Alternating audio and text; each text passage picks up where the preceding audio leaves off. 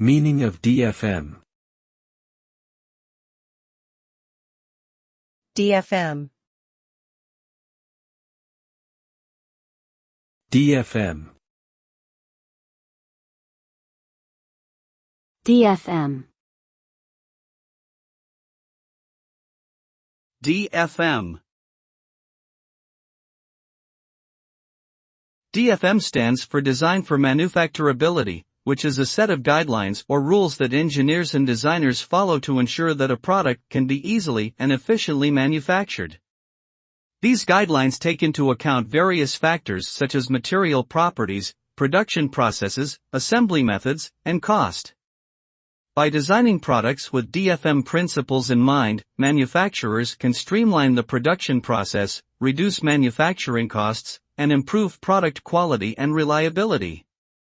Ultimately, DFM results in better products that are easier to manufacture and bring to market at a lower cost.